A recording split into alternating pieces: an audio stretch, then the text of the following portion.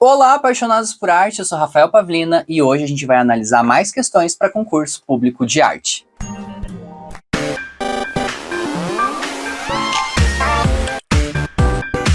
Seja bem-vindo ao meu canal, aqui a gente fala de arte, de educação e de arte e educação. E hoje, atendendo alguns milhares, dezenas de pedidos, com muita calma, com muitas pessoas brigando comigo porque eu estava sumido aqui do YouTube, eu trouxe as perguntas do IBFC, que é a prova que vai ter. Tem um edital publicado aí no estado do Paraná, vai ter um concurso, não sei se é em junho ou se é em julho. Eu até faria esse concurso, mas por questões de trabalho eu não vou conseguir fazer. Ia fazer para ver como que estava a prova. Mas o que eu fiz? Peguei essa prova, fui lá, muita gente me pergunta, Rafael, de onde você acha as provas para analisar? Essa prova específica eu vou deixar o link aqui na descrição do vídeo, mas sempre que você quiser estudar para concurso público, que não só pelos vídeos que eu faço, se você quiser saber mais, tem um site chamado PCI Concursos, que é o que eu uso para pegar as provas. Lá tem uma junção de provas de todos os lugares. Vocês já sabem também, mas não custa lembrar, que eu peguei essa prova, fiz uma análise dela a partir da prova mais recente, que é a de 2019. Por quê? Porque a gente tem a BNCC aí, a implementação da BNCC, então as questões que vão aparecer nas provas a partir de agora vão ser diferentes das questões que apareciam antigamente, tá? Então vale esse reforço. Já quero fazer um pedido antes de ir para as perguntas, curte o vídeo, comenta, indica para as pessoas, colabora com a divulgação do canal aqui, porque vocês sabem, eu estou sumido porque eu estou trabalhando, eu não consigo fazer o meu trabalho e ainda gravar os vídeos, por isso eu fiz um esforço descomunal para conseguir gravar esse vídeo para vocês. Sei que está em cima da hora, mas fica ligado que as dicas que eu vou trazer aqui são bem importantes. As perguntas, a maioria delas são de arte e educação do modo geral, mas a gente tem pergunta de dança e pergunta de música. Vocês sabem, eu não sou formado nessas áreas, né? Sou formado em artes visuais. Então, já fica de olho aí para você, o que você tem que estudar. Não desliga até o final, porque eu expliquei um pouquinho no final da análise das perguntas, vou explicar no final das perguntas, a pergunta dissertativa, que tem uma dissertação no final, então eu vou dar algumas dicas para vocês de tema que pode cair, beleza? Não esquece, comenta, deixa seu like. Se você ainda não me segue lá no Instagram, faça isso, Prof. Rafael Pavlina. Também já estou deixando os meus contatos na descrição, tem o podcast, tem a discussão do novo ensino médio que eu estou fazendo lá no podcast, então escute, participe de todas as redes, porque é importante, beleza? Vamos para as perguntas? Bora lá então. Pergunta IBFC 2019, concurso de professor para arte. Pergunta 31. A segunda revolução industrial proporcionou um ambiente oportuno para o surgimento do realismo, pois houve uma tendência da burguesia industrial em romper com o passado, assim como exprimir uma forte individualização. Texto de 2012, e ele diz, baseado nessa afirmação, assinale a alternativa incorreta. Olha a dica aqui, eu sempre falo isso para vocês, tomem muito cuidado quando é correto, é incorreto, quando é mais de uma correta. Ali, daqui a pouco eu vou mostrar uma pergunta para vocês, que tem várias opções que confunde. Então fica de olho, cuidado, porque às vezes você lê, você não está achando a correta, mas daí é para marcar incorreta, cuidado, tá? Então vamos lá. O que está falando então? Está falando da Revolução Industrial, qual é o ideal de realismo a partir da Revolução Industrial. Então vamos lá. Opção A.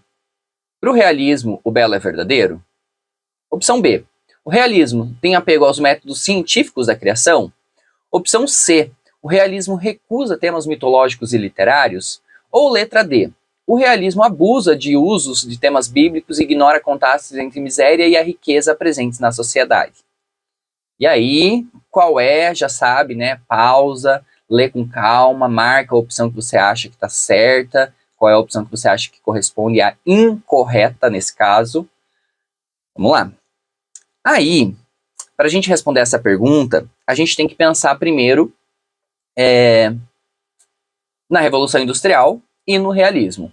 O movimento do realismo, ele vai acontecer durante ali aquele período da Revolução Industrial, da Segunda Revolução Industrial, que ela vai ali de 1870 para frente, e quando os artistas do realismo, quando tem perguntas sobre algum artista específico, é legal você pensar assim, quais artistas desse movimento eu conheço? E aí você tenta lembrar do artista e da obra que ele faz para você poder analisar a pergunta. Por exemplo, quem são artistas do realismo que a gente conhece, que são os mais famosos? O Courbet é um artista do realismo que é bem famoso. O Millet é um artista do realismo que é bem famoso. Quem mais? O Manet é um artista do realismo, não confundir o Manet com o Monet. O Manet é um artista do realismo. E aí você tenta lembrar quais são as obras que esses artistas fazem para você poder fazer a análise. Então você vai lá pegar o Courbet, né? Tem aquela imagem do Courbet da criação do mundo, né? Então, o que tem naquela imagem ali? Qual dessas alternativas se encaixa? Tem muita gente que fala assim, Rafa, você fala para lembrar do artista, mas eu não conheço esses artistas, eu não sei desses movimentos. Eu sempre falo aqui nos vídeos que não adianta você ler de uma forma, não adianta você fazer a prova no decoreba, porque as provas de arte, elas sempre vão cair artistas diferentes, movimentos diferentes, então não adianta decorar um monte de coisa. Você tem que conhecer mesmo, você tem que gostar, você tem que saber por gosto. E aí eu até deixei separado aqui, a mostrar depois, mas eu vou mostrar agora. Eu comprei esse livro aqui essa semana, ó, Breve História da Arte. E esse livro aqui, ele traz um resumaço de obras, temas, artistas e movimentos. É um resumo do resumo do resumo do resumo, assim, tipo, é uma folha para cada coisa, bem resumidão mesmo. Mas ele já vai dar uma ideia, já vai dar uma ajuda. E aí, como eu sempre falo, quer saber mais, quer saber com consistência, Ernest Gombrich, História da Arte. Esse vídeo eu tô gravando porque muita gente me pediu, como eu falei, então não vai dar tempo de ler o Ernest Gombrich até o dia da prova.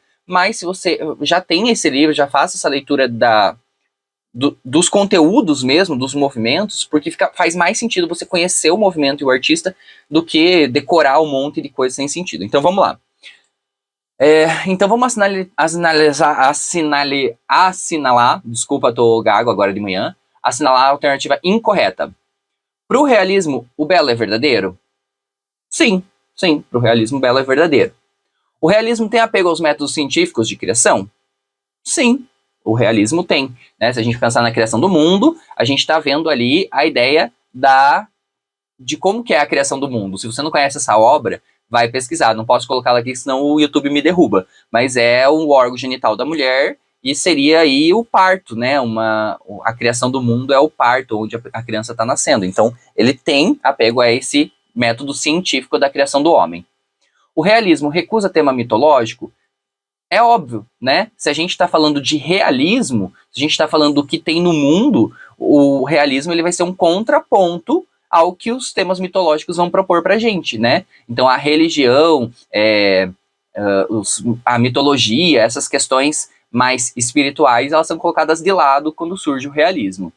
Letra D, o realismo abusa do uso de temas bíblicos e ignora o contraste entre a miséria e a riqueza presente na sociedade.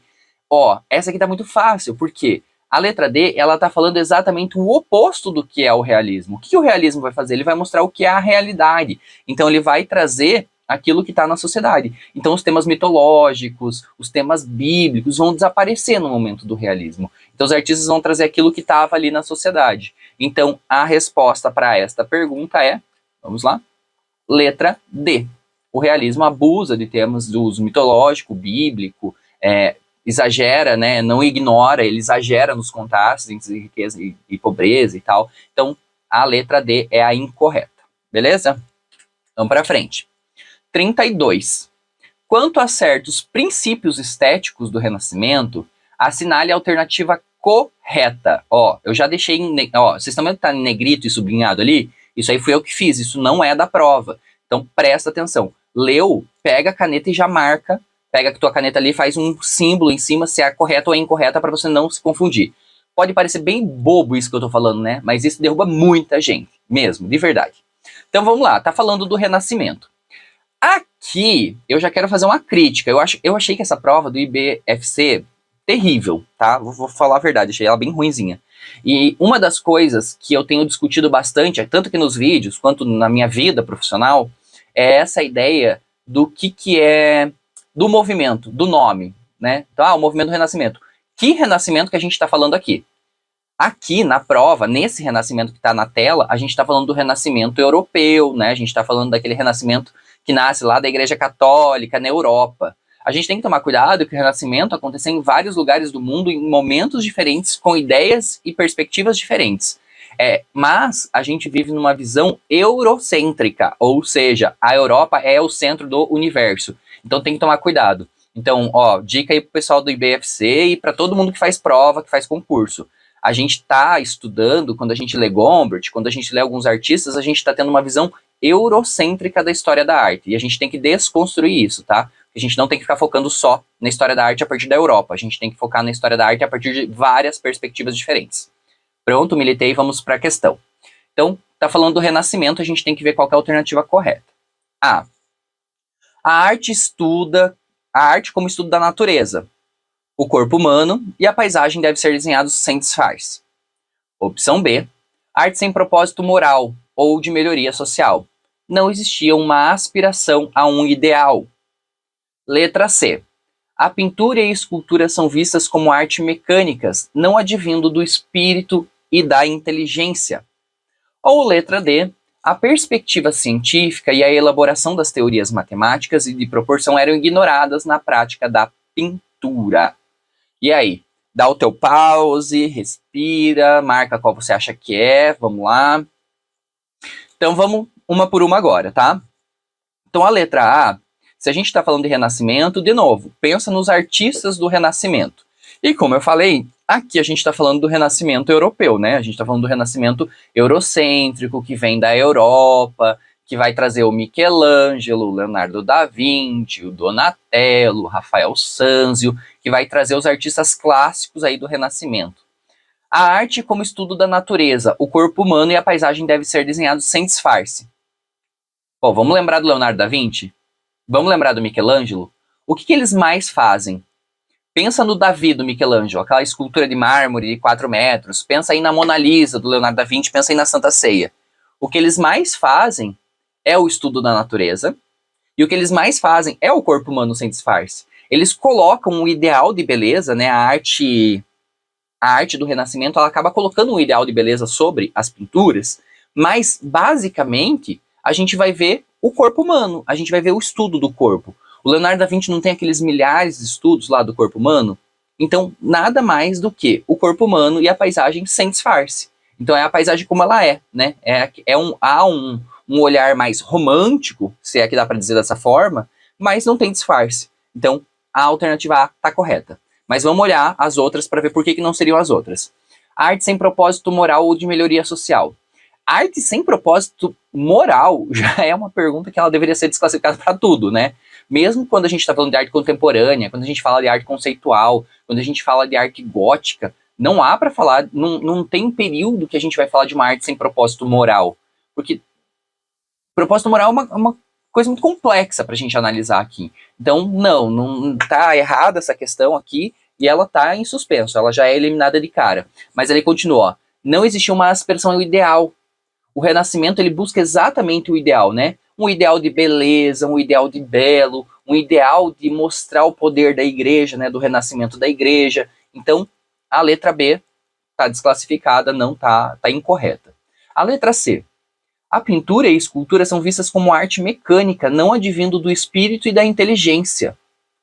Olha de novo, o Renascimento é o renascimento da intelectualidade dos artistas, da igreja católica. Então, obviamente, essa aqui também, por eliminação fácil, a gente já sabe que está incorreta. E a letra D, a perspectiva científica e a elaboração das teorias matemáticas de proporção eram ignoradas na prática da pintura. Nossa, completamente equivocada, porque o que o Leonardo da Vinci mais faz é o estudo da matemática, é o estudo do desenho humano, é o estudo do corpo humano, é o estudo das técnicas. Quando a gente pega o Rafael Sanzio, quando a gente pega as próprias Madonas, a gente vai ver uma noção de perspectiva matemática muito grande. Quando você olha a obra de arte, existe o primeiro plano, que está aqui na tua cara, e existe o segundo plano que está lá atrás, o plano de fundo, que escancaram na nossa cara o uso da matemática.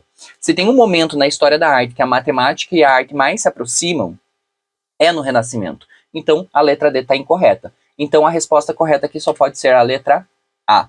A arte como estudo da natureza e o corpo humano e a paisagem devem ser desenhados sem disfarce. Vamos lá. 33. O sistema de cor RGB, e aí vale saber o que é RGB, né? É uma sigla em inglês que vale para o vermelho, verde e o azul. É o red, green e blue, que é o sistema de cor luz, é utilizado para descrever as cores luminosas. Aí, tá, eu vou ler a questão inteira para não entregar o ouro antes da hora. No século XVII, o físico Isaac Newton realizou um experimento para comprovar a dispersão da luz. utilizando um prisma de vidro e a luz do sol. Com isso, foi possível observar um arco-íris. Então, sobre esse fenômeno, analise a alternativa correta. A. Ó, de novo, correta, presta atenção. A luz proveniente do sol é a ausência das outras cores, por isso ela é branca. B. O experimento de Isaac Newton provou que as cores de luz e os pigmentos têm o mesmo sistema de cor. Letra C. A dispersão da luz branca prova que ela é a junção de todas as cores. Letra D. A junção de todos os pigmentos no sistema CMYK resulta na cor branca. E aí, vamos lá. Pausa, responde. Essa aqui eu não achei difícil. Essa aqui é só ter um pouco de conhecimento aí dos elementos formais da arte, né? Quando a gente está falando de cor, que é um elemento formal da arte, é mais fácil saber a resposta dessa. Marca aí qual que você acha que é, A, B, C, D ou E. E aí, para responder essa pergunta, tem uma imagem também, ó. Essa aqui é a imagem que estava na prova. Ela tá colorida, né? Ainda bem, porque esses lugares que aplicam prova têm o costume de fazer prova preto e branco. E aí, para falar de cor, fazer uma imagem preto e branco, não tem como, né? Então, olha o que está acontecendo aqui. O Isaac Newton está pegando a luz que vem de fora, está passando ele pelo prisma, e aí isso projeta um arco-íris, né? Projeta umas cores do arco-íris. Muito conhecido também pelo disco do Pink Floyd, se eu não me engano, né? Que é aquele disco onde tem um prisma, que entra uma cor branca e sai cor colorida ali. Então, vamos voltar para a pergunta. Você já deve ter marcado qual que você achou que é, né? Para explicar, eu fiz até uma prática aqui, ó. Eu trouxe isso aqui, ó. O nome disso aqui, vocês estão vendo a cor um pouco zoada, mas é por causa da câmera do computador que é ruim. Isso aqui chama-se disco de Newton. O Isaac Newton, ele criou isso aqui, e aí vocês também não estão vendo as cores certas, porque como eu uso o fundo verde, algumas cores desaparecem aqui.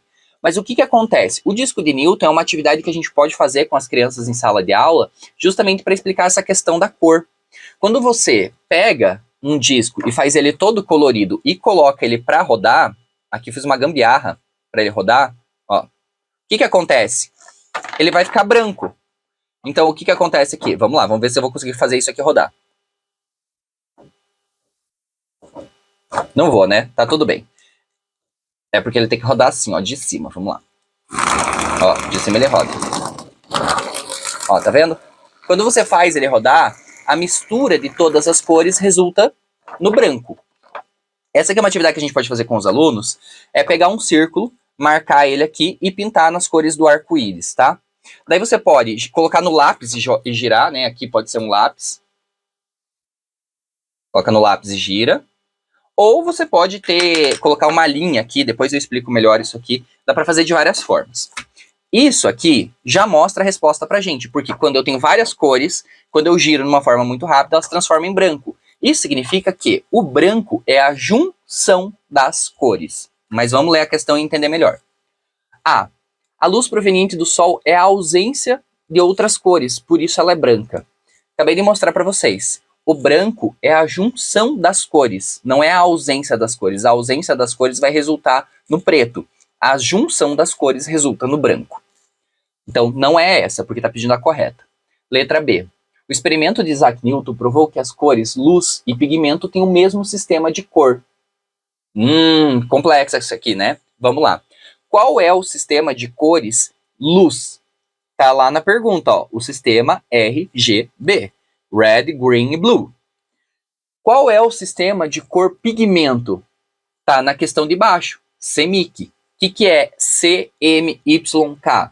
O C é de ciano, que é o azul. O M é de magenta, que é o magenta, que é o vermelho. O Y é de yellow, que é o amarelo. O K é como se fosse um cinza para fazer a saturação da cor. Quando você vai comprar um cartucho para a tua impressora, você compra ele na escala CMYK. O que significa isso? Que a escala CMYK é a cor primária pigmento. Todo mundo conhece a música do Coelhinho, né? Azul, amarelo e vermelho também. Essas são as três cores primárias quando a gente está falando de pigmento. Quando a gente está falando em cor luz, a gente vai usar o sistema RGB, que é o red, o green e o blue. Então, quando eu vou fazer um espetáculo de teatro e eu quero deixar o palco amarelo, o que eu vou fazer? Eu vou fazer a junção das cores luz. Agora, se eu quero fazer o verde na minha impressora, eu vou fazer as misturas da tinta pigmento. Então a tinta pigmento tem uma característica e a cor luz tem outra característica. Então, o experimento do Isaac Newton provou que as cores luz e pigmento têm o mesmo sistema de cor. Não tem, porque uma é vermelho, verde e azul, e a outra é amarelo, azul e vermelho. Beleza? Então a B também não é, tá incorreta. C. A dispersão da luz branca prova que ela é a junção de todas as cores. Opa! Então, ó, a luz branca é a junção de todas as cores. É o que eu acabei de mostrar para vocês aqui, ó. Quando eu girar esse negócio, estão todas as cores aqui. Quando eu giro, ele fica branco. Então, sim, a dispersão da luz branca prova que ela é a junção de todas as cores. Mas vamos ler a D, por que não seria a D? A junção de todos os pigmentos do sistema CMYK resulta na cor branca. Não, porque CMYK é a cor pigmento. Se a gente juntar a cor pigmento, isso aqui é um experimento que toda criança já fez na escola, quando você junta o ciano, o magenta, o yellow e o key, quando você junta essas 4 cores, o que acontece? Aquele marrom triste, aquele marrom, não vou falar besteira aqui para não cortarem o meu vídeo, mas é aquele marrom ruim, tá? Que a criança não gosta. Ela fala, ficou tudo marrom.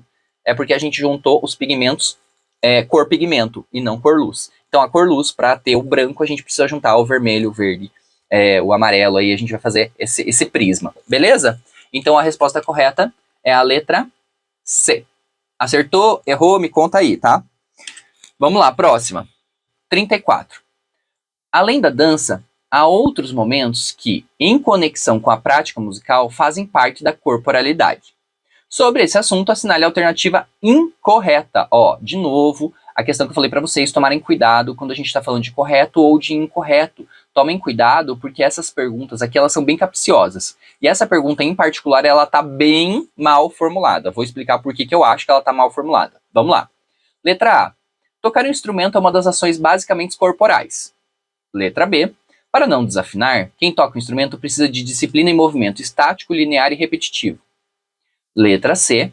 Os instrumentos podem ser vistos como uma extensão do corpo humano, pois o domínio da técnica instrumental requer dos seus mestres verdadeiras façanhas. Ou letra D. Um aspecto essencial da corporalidade é que ela depende em grande parte da música e da dança. E aí, qual é a alternativa? Marca aí no seu caderno, dá um pause no vídeo, lê com calma. E vamos resolver. Vamos lá. Então é assim, ó.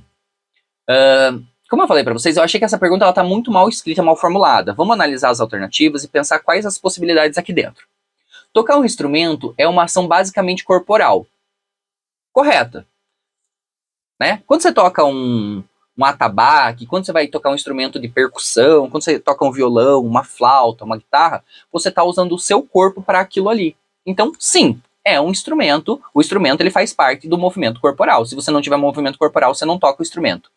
Apesar que, ultimamente, a gente já tem alguns estudos, alguns instrumentos musicais aí que estão surgindo, que eles usam só a mente, né? Essa inteligência artificial, que eu estava assistindo um vídeo esses dias onde o homem estava parado e só com o controle da mente ele conseguia controlar o instrumento musical. Mas aí é uma outra questão, uma outra vertente, então tocar um instrumento ainda é uma ação basicamente corporal, beleza? Então A tá certa. A B. Para não desafinar, quem toca um instrumento precisa de disciplina em movimentos estáticos, lineares e repetitivos. Vamos deixar em suspenso essa. Letra C. Os instrumentos podem ser vistos como uma extensão do corpo humano. Ok. Pois o domínio da técnica instrumental requer dos seus mestres verdadeiras façanhas. Quem me acompanha aqui no canal sabe que eu tenho um problema muito sério com esse tipo de pergunta.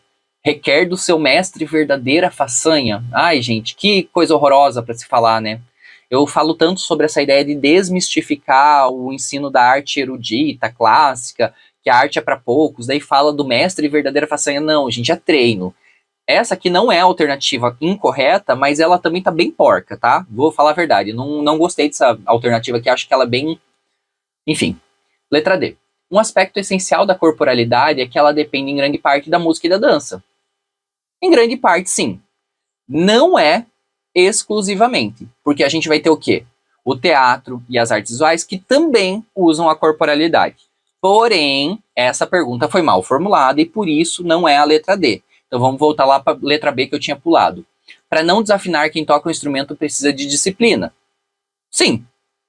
Movimento estático, linear e repetitivo? Não, porque você pode fazer disciplina, movimento estático, linear e repetitivo e ser desafinado. Você pode desafinar um instrumento. Então essa pergunta aqui, ela tá bem mal escrita, mal formulada. Ela pergunta ali de corporalidade, mas é a alternativa que tá falando sobre isso, não corresponde à pergunta. Ó, tá bem ruim, bem ruim. Mas qual é a alternativa incorreta? Considerando essas 4, vai ser a letra B. Aí, se tiver uma pergunta dessas no concurso, gente, olha com calma, lê com calma e pensa o que eles querem que você responda e não que você concorde com a resposta. Eu não concordo. Eu fui procurar quem é Pinto 2001 e não achei. No concurso público não tem as referências que foram usadas. Então, eu não sei que texto é esse. Estou procurando, se eu achar, eu faço um vídeo lá aqui no canal, porque eu quero saber quem é essa referência que eles usaram e qual é o contexto dessas perguntas a partir desse texto. Vamos lá, continuação. 35. Aqui já fica mais fácil, eu gosto de verdadeiro ou falso, porque a chance da gente acertar é maior ou menor de acordo com o nosso conhecimento, né? Então vamos lá, 35. A arte esteve presente na religião no cotidiano do Antigo Egito, aparecendo em monumentos e esculturas. A respeito, assinale V ou F, a partir do verdadeiro ou falso. Vamos lá. Então, vamos pensar, pintura egípcia, hieróglifos, pirâmides, esfinge, tudo que a gente conhece sobre o mundo da arte egípcia. Vamos lá. As pinturas não tinham a figuração de sombras e eram feitas em ângulos frontais. A arte egípcia se inspirou na rica arte grega em seus aspectos humanistas. O faraó era sempre representado numa forma maior por conta dos níveis hierárquicos da sociedade egípcia. Era comum a presença de gatos e babuínos nas pinturas, uma vez que esses animais eram considerados símbolos sagrados e religiosos. Então, A, V, F, F, F, B, F, F, V, V, C, F, V, F, V, V, ou letra D, V, V, F, F.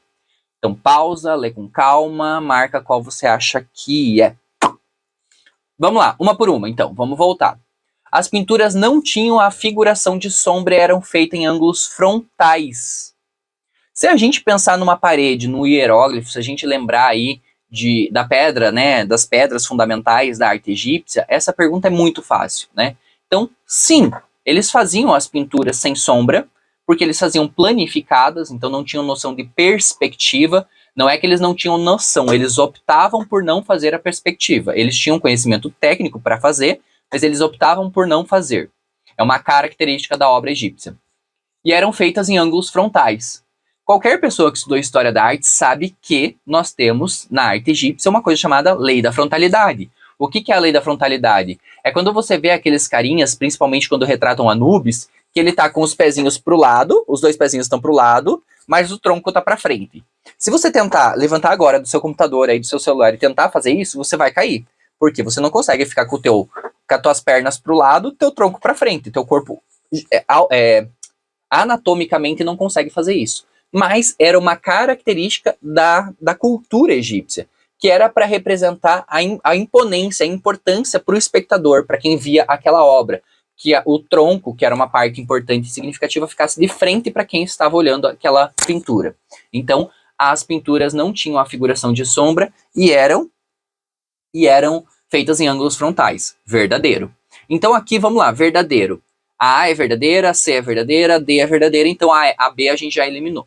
Muito bem. Deixa eu ir marcando aqui para não me confundir. A B a gente já eliminou.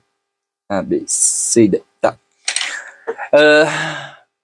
A arte egípcia se inspirou na rica arte grega em seus aspectos humanistas. Ó, um probleminha temporal aí, né? É a arte grega que vai olhar para o Egito e não o contrário. Como é que a gente pode saber disso? Ó, breve história da arte. Em Gombrich também a gente vai ver bastante coisa sobre a cultura grega e a cultura egípcia. Então, a arte egípcia se inspirou na rica arte grega? Falso. Então, a segunda é falsa. Qual pode ser? Então, a D a gente eliminou. Então, só pode ser a A ou a C.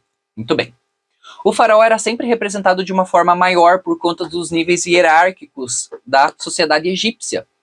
Isso também é muito fácil, muito óbvio. Toda vez que a gente olha uma obra egípcia, a gente vai ver a representação do faraó ou em tamanho maior, ou num pedestal, ou num patamar, ou ele vai estar em cima de um degrau, ou ele vai estar em cima de uma cadeira mais alta, ele sempre vai estar em posição de destaque, porque as pinturas egípcias, elas tinham como função social mostrar para os deuses e para os escravizados quem é que mandava ali, quem era o poderoso do rolê. Então sempre vai ter ali um faraó, os sacerdotes sempre representados numa forma maior do que os escravizados, do que os serviçais, né? Então a C ali também é verdadeira.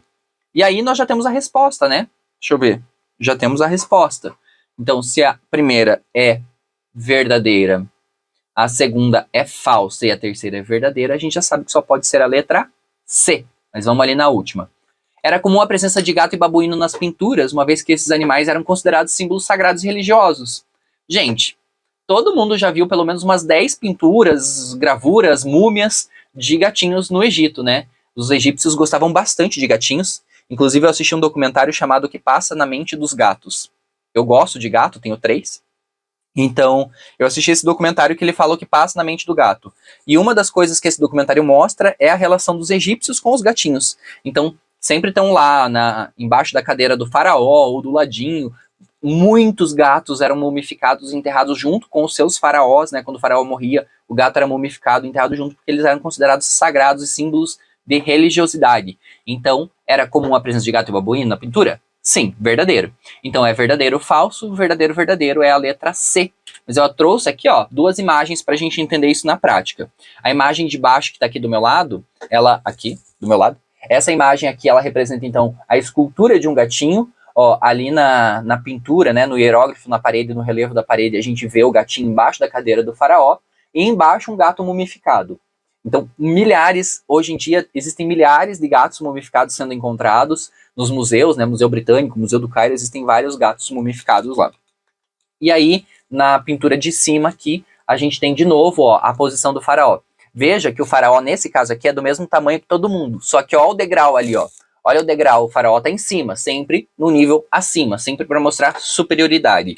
Então, aqui a resposta é C, verdadeiro, falso, verdadeiro, verdadeiro. E aí, gente, vocês estão acertando, estão errando, como é que vocês estão indo, tá tudo certo? Vão comentando aí, ou espera no final do vídeo e comenta tudo de uma vez só, quantas vocês acertaram e se vocês passariam. Essa aqui também, não sei sobre a qualidade da pergunta, mas vamos lá. A prática da tananã, com base em uma visão ampla e tananã de mundo, considera várias formas de tananã, desafiando limites convencionais e inspirando uma valorização tananã mais ampla e a possibilidade de maior participação social. Então, é um texto de 2010 e manda a gente marcar a alternativa correta. E aí tem as opções: A, arte e educação, inclusiva, arte e artística. B, arte, popular, fazer e teórica. C, educação teórica, agir e global. Ou letra D, vida erudita, ações e popular. Então essa pergunta aqui, marca aí qual você acha que é, né, daquele pause básico que eu vou já explicando.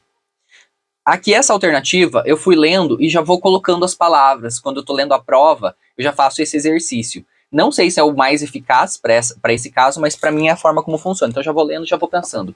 A prática de arte e educação com base em uma visão mais ampla e inclusiva de mundo considera várias formas de arte, desafiando limites convencionais, inspirando uma valorização artística mais ampla e possibilidade de participação social. Ou a prática de arte com base numa visão ampla e popular do mundo. Então eu vou lendo e vou colocando as opções ali. Eu espero que seja assim que vocês façam. E aí quando eu fui lendo, quando eu fiz a primeira tentativa, ela já ficou muito boa para mim. Então vamos lá. A prática de arte e educação, com base numa visão mais ampla e inclusiva de mundo, considera várias formas de arte, desafiando limites convencionais e inspirando uma valorização artística mais ampla e possibilidade de participação social. Nossa, a letra A para mim ficou perfeita. Vamos ver as outras e se tem alguma coisa que eu discordo. Então, a prática de arte, com base em uma visão ampla e popular de mundo, considera várias formas de fazer, desafiando limites convencionais e inspirando uma valorização teórica mais ampla e a possibilidade de maior participação social. Nesse caso aqui, eu acho que a palavra que destoa da frase é o teórica, né? Porque a gente não quer uma valorização teórica, a gente quer uma valorização artística. Então a letra B não é. Letra C.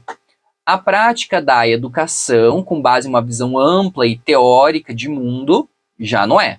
A gente não quer uma visão teórica do mundo, a gente quer uma visão teórico-prática ou prática. A gente não quer só uma visão teórica, então a letra C também não é. Letra D.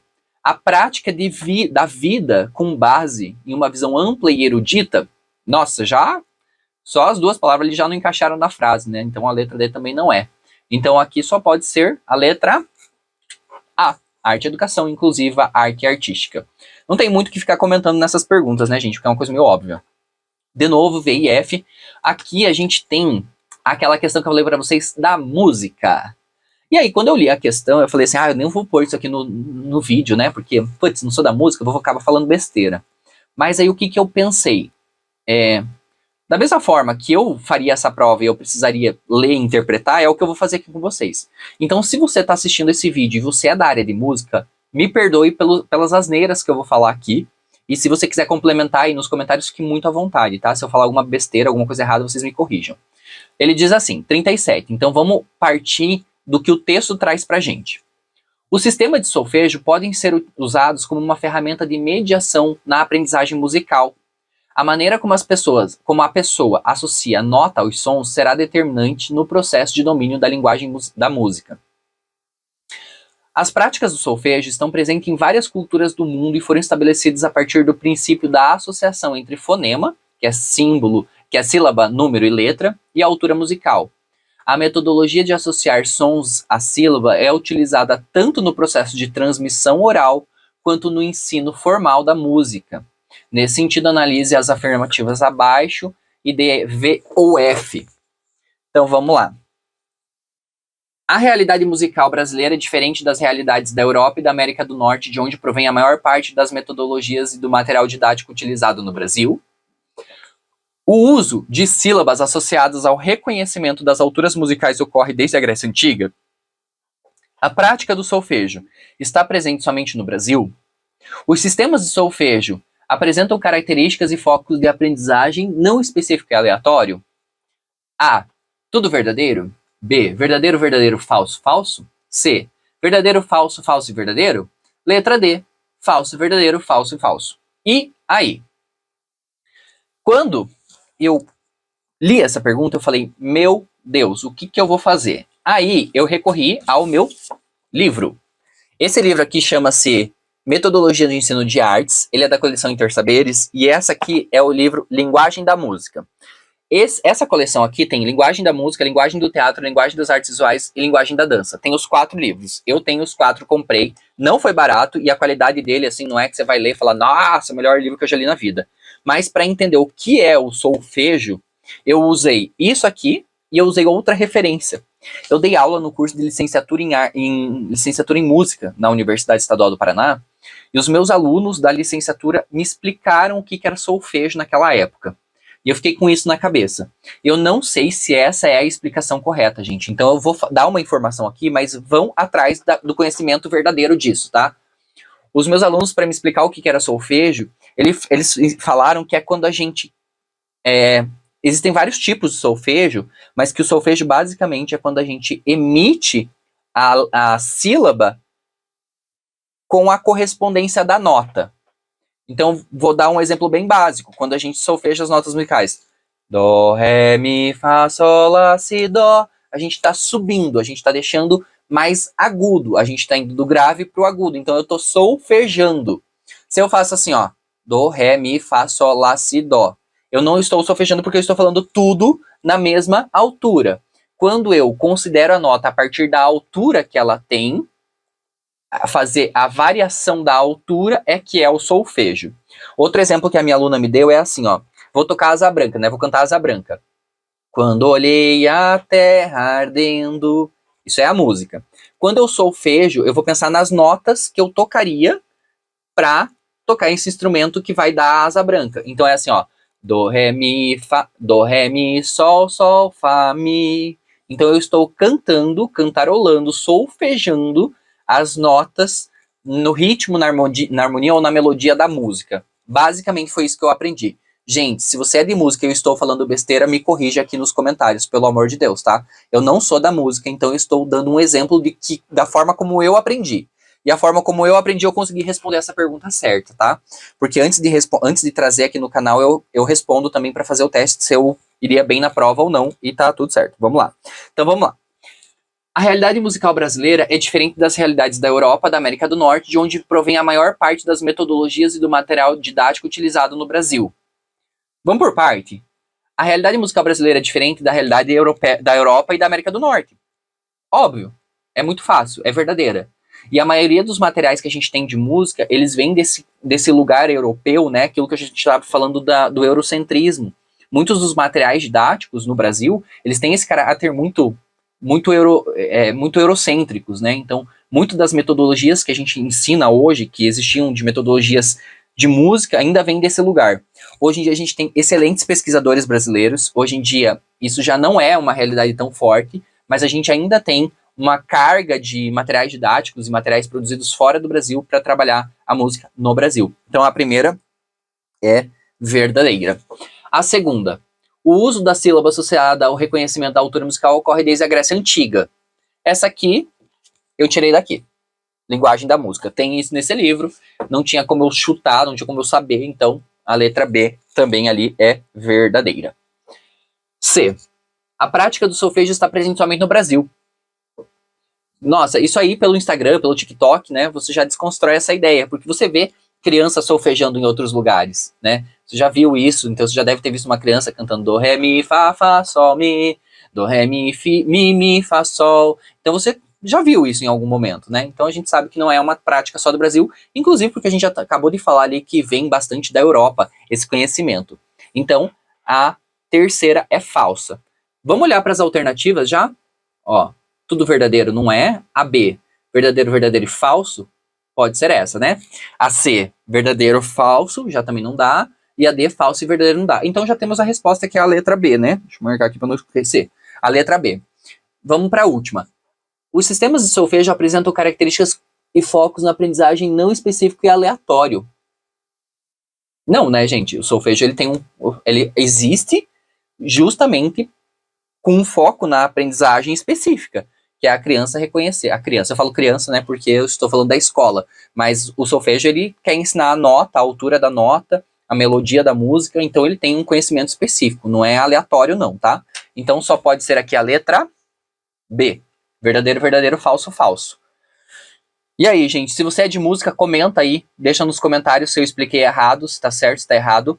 Vale um reforço bem importante, que antes de trazer isso aqui para vocês, eu fui pesquisar vídeos que falassem sobre o que é solfejo aqui no YouTube. E eu não achei nenhum vídeo claro. As pessoas que explicam o que é solfejo aqui no YouTube explicam de uma maneira muito complexa de entender, para quem não é da música. Então, deixa essa dica aí. Se você é da música e quiser fazer um canal no YouTube, tá precisando, tá? 38, vamos lá. Pautado na história da arte, analise as afirmativas abaixo, assinale a alternativa correta.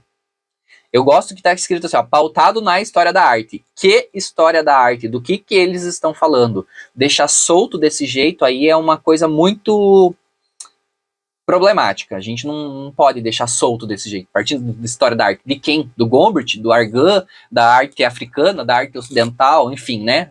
Enfim, vamos lá. 1. Provocar e romper com sentimentos religiosos era o intuito dos artistas presentes no movimento barroco pobre em detalhes. 2. As obras de arte mais antigas surgiram a serviço de um ritual primeiramente mágico, depois religioso. Número 3. O culto à beleza surgiu no impressionismo. 4. O movimento dadaísta criado em 1916 é um grito contra a Primeira Guerra Mundial, então em curso. E 5, afirmar que um artista faz parte de um período significa reconhecer que a arte, como humanidade, tem uma história, sendo uma classificação um instrumento necessário. A. Apenas a 2 e a 3 estão corretas. A B. A 1, a 2 e a 4 estão corretas. A C. A 2, 4 e 5 estão corretas. E a letra D. A 1 e a 3 estão corretas. Vamos lá. Pausa, responde. Eu já vou analisar aqui. Partindo então do começo ali. Provocar e romper com sentimentos religiosos era o intuito dos artistas presentes no movimento barroco pobre em detalhes. Você pode não saber se o sentimento do artista era romper com esses sentimentos religiosos no barroco. Você pode não saber isso.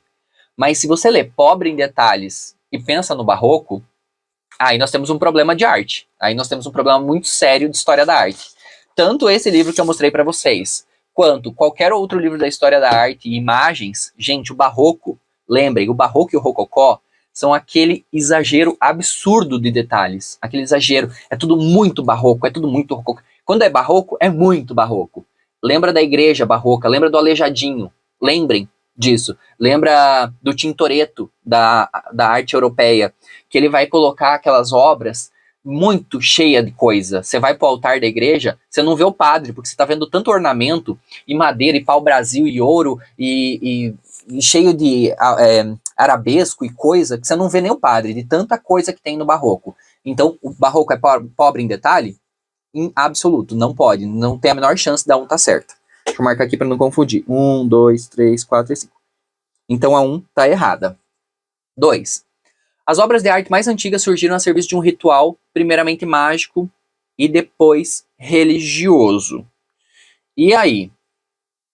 Essa aqui, eu fiquei na dúvida. Por quê? Porque a gente não pode afirmar com 100% de certeza que as obras de arte mais antigas, quais são as obras mais antigas? Pré-história, pinturas rupestres. A gente não pode considerar que elas são um serviço de um ritual, primeiramente mágico e depois religioso. Isso aqui é uma suposição a partir dos estudos. Não há como bater o martelo e falar, gente, sim, todas aquelas obras eram rituais religiosos. Não tem como a gente fazer isso, a não ser que a gente ressuscite um homem da pré-história e ele fale com firmeza pra gente. Sim, era um ritual. Mas, partindo do contexto, do senso comum, partindo do contexto do que está na pergunta, vamos considerar que essa é verdadeira.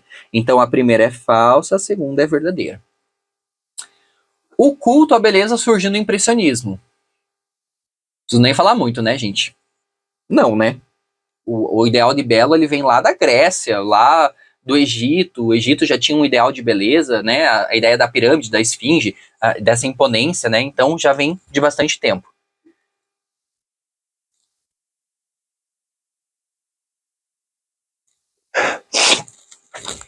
Ai. Vou espirrar aqui, fiz uma pausa para espirrar. Continuamos. Então a 3 é falsa. 4. O movimento dadaísta criado em 1916 é um grito contra a Primeira Guerra Mundial, então em curso. Aqui, você pode não ter o conhecimento sobre esse movimento dadaísta, mas faz uma análise. Aí, 1916, era o que estava acontecendo a guerra? Tava, né? Então, dá pra gente considerar como verdadeira. E o movimento dadaísta, os artistas do dadaísmo, né, o Marcel Duchamp fez parte do dadaísmo, são artistas que olham para o que está acontecendo na sociedade e eles vão colocar a arte como uma forma de lidar com esse movimento, com esse momento horrível que foi a guerra, de lidar com as tristezas da guerra, as mortes, as frustrações. Então o movimento dadaísta, ele surge no intuito de dar um respiro para a humanidade naquele momento, que estava passando por uma guerra terrível. E ela vai surgir então como essa resposta. Então a 4 é verdadeira. A 5, afirmar que um artista faz parte de um período significa reconhecer que a arte, como humanidade, tem uma história, sendo a classificação um instrumento necessário. Ótimo, é isso, né? É isso que a gente quer dentro da escola, para isso que a gente dá aula de arte, para fazer com que as pessoas reconheçam que a arte, ela tem uma história, ela tem um contexto, ela tem começo, meio e fim, que os artistas fazem parte de movimentos. Então, sim, a 5 está correta. Então, vamos lá. A 1 é falsa e a 3 é falsa. Então, as corretas são 2, 4 e 5. Qual que é a opção 2, 4 e 5? É a letra C. Então, a alternativa C, 2, 4 e 5. E aí, tá achando fácil, difícil? Faltam 2, vamos lá. Aguenta firme aí, gente. Sobre a relação entre artes visuais e educação, assinale a alternativa correta na qual as ideias podem ser relacionadas. Ó. Ai, deixa eu ler as alternativas, depois eu faço um comentário. Letra A. Imagens e obras artísticas não falam por si. Letra B. A história da arte é linear, contá-la é tarefa exclusiva dos pesquisadores da universidade e museu. Letra C. A arte não é essencialmente um campo de expressão da emoção. Letra D. A arte e a educação têm como prioridade deslocar os estudantes do contato com as diversas linguagens artísticas. Pausa, responde e volta aqui para me contar o que você acha. Gente, essa 39, quando eu li, eu falei assim, o quê? Que pergunta mais ridícula é essa? Essa pergunta está mal escrita, as alternativas estão mal formuladas e a resposta é impossível de saber. Gente, se você acertou essa, é porque você é... Nossa, você merece uma estrelinha mesmo, porque ela tá péssima, essa pergunta tá péssima, até marquei aqui, né? A alternativa correta não é a que eu acredito, tá? Mas é a que o edital disse. Inclusive, eu fui ler o edital, daí eu fui ler a prova, daí eu li de novo, fui procurar se tinha tido recurso dessa alternativa e não consegui achar, porque eu não tive muito tempo de pesquisa também. Mas aí eu fui lá. Então vamos pensar. Imagens e... A gente tem que marcar a alternativa correta quando a gente tá falando de artes visuais, tá? Da relação de artes visuais e educação. Imagem e obra artística não falam por si. Para mim, essa já está correta. Obra não fala. Ponto. Obra não fala. Não existe, a obra fala por si. Não existe isso. Nenhuma obra fala. Você pode ter sentimento, você pode ter interpretação, você pode ter o que você quiser. Mas a obra não fala. Ponto. Mas não é essa. Veja só. A história da arte é linear. Contá-la é uma tarefa exclusiva de pesquisador da universidade e museu. Cara, eu acreditei, quando eu li, eu acho, que se a gente colocasse ali, assinale a alternativa incorreta, seria a letra B. Mas, para ser correta, a história da arte é linear. Não, não é linear. Contá-la é uma tarefa exclusiva do pesquisador da universidade e museu. Não. Contar a história da arte pode ser do professor, pode ser do historiador, pode ser do museólogo, enfim. C. A arte não é essencialmente um campo de expressão de emoção. Essencialmente não, ela não é. Ela também pode ser, mas essencialmente ela não é. D. A arte e a educação tem como prioridade deslocar o estudante do contato com as diversas linguagens. A arte e a educação tem como prioridade deslocar o estudante do contato. Não. A gente quer que ele tenha o contato. Vocês estão entendendo como essa pergunta está muito mal escrita? Nossa, ela está muito confusa, né? Mas enfim, a alternativa que o edital disse que está correta é a letra B. A história da arte é linear, contá-la é tarefa exclusiva do historiador, dos pesquisadores, da universidade e do museu. Concordo? Não concordo. Essa aqui eu vou deixar vocês pensarem sobre ela, porque eu não tenho nem o que falar. Quando eu li, eu falei, meu Deus, que pergunta podre, que resposta podre, enfim, né? IBFC concursos. A última, vamos para a última então. Segundo a BNCC, Base Nacional Comum Curricular, temos vídeos sobre a BNCC aqui, não vá para o concurso sem ter assistido os vídeos. A música é uma entre as múltiplas linguagens artísticas que articulam entre saberes referentes, produtos e fenômenos da arte. Considerando essa afirmação, analise as afirmativas abaixo e assinale a alternativa correta. Então temos lá 1, 2, 3, 4 e 5. Vamos marcar 1, 2, 3, 4 e 5. 1, 2, 3, 4 e 5. E vamos analisar. A música é a expressão artística que se materializa por meio dos sons que ganham forma, sentido e significado no âmbito da sensibilidade subjetiva e das interações sociais estabelecidos no domínio de cada cultura. 2. A ampliação e a produção dos conhecimentos musicais passam pela percepção, experimentação, reprodução, manipulação e criação dos materiais sonoros diversos. 3. A aproximação e a experimentação de diversos instrumentos musicais podem afetar a cognição dos alunos, pois atrapalham sua alfabetização musical. 4. A música não é considerada uma linguagem no campo da arte. Então marca aí A, B, C, D ou E. Então as afirmativas 1, 2 e 4 estão corretas, as afirmativas 1, 3 e 4 estão corretas, 1, 2 e 3 corretas, 3 e 4 corretas. Marque qual você acha que é, e eu vou respondendo, vou lendo aqui e vamos fazendo junto. Então, vamos lá. Aqui é aquilo que eu falei para vocês, ó. Eu fui lendo correndo e de novo fiz a mesma coisa que eu fiz da outra vez que eu li. A e a D estão falando que elas estão incorretas, enquanto a B e a C estão falando que elas estão corretas. Olha que sacanagem fazer um negócio desse no concurso. Isso aqui passa batido na hora que você está lendo a prova, que isso aqui é a questão 40, é a última questão. Você já leu outras 39 perguntas, então você já está meio cego. Então prestem atenção, porque esse concurso faz esse tipo de coisa. Muito bem, então vamos lá. Vou de trás para frente aqui nas alternativas, Porque é mais fácil. Quando a gente lê, ó, a última alternativa, a música não é considerada uma linguagem no campo da arte. Qualquer pessoa que assista meu vídeo, ou que leu a BNCC, ou que sabe sobre arte, já sabe que essa alternativa está incorreta. Por quê? Porque quando a gente fala das linguagens da arte, que a BNCC vai chamar de unidade temática, nós temos 5, lembram? Quais são as 5 unidades temáticas da BNCC? Teatro, dança, música, artes visuais e artes integradas. Artes integradas é a que foi colocada depois, né, que é referente à tecnologia. Mas a música, o teatro, a dança e as artes visuais já estão desde o PCM de 97. Então, a música, ela é considerada uma linguagem no campo da arte. Então, a 4 está errada. E daí a gente pode olhar aqui, ó, aonde que a 4 seria considerada incorreta. Então, poderia ser a porque a 4 está incorreta, poderia ser a D, que a 4 está incorreta. Poderia ser a C, que a 1, a 2 e a 3 estão corretas. Então vamos mais uma vez. Vamos para 3. A aproximação e a experimentação de diversos instrumentos musicais podem afetar a cognição dos alunos, pois atrapalham a sua alfabetização musical. Quando, né? Quando? Que mostrar o instrumento, dar o instrumento na mão do aluno, fazer o aluno experimentar aquela vivência artística ali com o instrumento, vai problematizar, que vai ser pior. Claro que não, né? Você quer ensinar música, você tem que ter instrumento. Você quer ensinar artes visuais, tem que ter pincel, tem que ter tinta. Você quer ensinar teatro, tem que ter palco, tem que ter luz, né? Então, são critérios mínimos para a gente melhorar o entendimento da criança sobre aquilo. Então, a 3 também está errada. Então, se a 3 e a 4 estão incorretas, a gente já pode olhar ali nas alternativas e ver qual é a opção, né? Então, a letra D, que vai dizer que as afirmativas 3 e 4 estão incorretas. Então, a letra D é a alternativa. A gente pode ler a 2 e a 1 ali só por desencargo, né?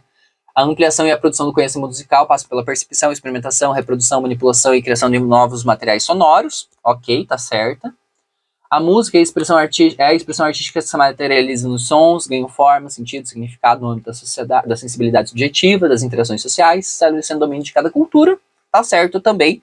Então não tem muito o que discutir. As afirmativas 3 e 4 estão incorretas. Beleza. Gente, acabamos aqui, mas não sai do vídeo, calma. Esse concurso, ele teoricamente, ele sempre segue a mesma regra. E aí, além de ter as 40 perguntas, né, aqui foram 10 específicas de arte, além de ter essas 40 perguntas com 10 de arte, a gente também tem uma pergunta discursiva. No edital que eu li, da última prova que vai ser feita, dessa IBFC, eles falam que é uma pergunta específica da área que você atua. Mas, analisando as provas, que eu li algumas provas do IBFC, eu vi que eles fazem perguntas mais gerais, perguntas mais do âmbito da educação no modo geral, não específica da área que você vai atuar. E aí eu trouxe aqui qual foi a prova discursiva que caiu nessa aí de 2019, ó como eu sou legal. Olha o que a pergunta falava. Disserte brevemente, acerca das perspectivas da interdisciplinaridade, da transdisciplinaridade e da multidisciplinaridade. Argumente sobre as respectivas contribuições dessas vertentes para o processo de ensino-aprendizagem. Essa pergunta, essa dissertação aqui, ó, é da prova de arte do IBFC de 2019. Então, não sei qual vai ser a pergunta que vai cair lá na prova que vocês vão fazer agora, mas isso aqui pode cair de volta. Essa alternativa aqui, essa dissertação, pode acontecer de volta, então fica de olho. E aí, eu trouxe um resuminho do que seria, então, a diferença entre inter, trans e multi. Isso aqui vocês têm que estudar. Não adianta só pelo meu vídeo achar que você vai entender. Não, eu vou trazer um resumo do resumo do resumo, só para vocês entenderem que se for isso, você tem um ponto de partida para pesquisar. A inter, a trans e a multidisciplinaridade, elas são o quê? Elas são metodologias, elas são estratégias para a gente abordar um conteúdo.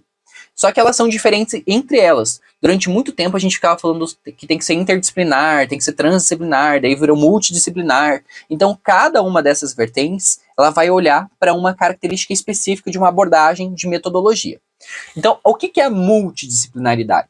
A multidisciplinaridade é quando cada componente curricular, a língua portuguesa, a matemática, a história, a geografia, a arte, a biologia, elas olham para um objeto de estudo e a partir desses componentes curriculares se pensa no objeto de estudo. Ou seja, cada um fica na sua área. Então, cada professor se mantém na sua área e estuda um objeto de estudo igual. Então, professor de arte, professor de história, professor de matemática estudam o mesmo tema, só que cada um dentro da sua própria área. A interdisciplinaridade é quando a gente tem um caminho que vai percorrendo tanto os conteúdos quanto o objeto. Então ele busca, depois você pausa e lê com carinho isso aqui, tá? Então a interdisciplinaridade, ela vai buscar uma visão mais ampla do conteúdo e ela vai fazer com que as disciplinas interajam diretamente lá no objeto de estudo.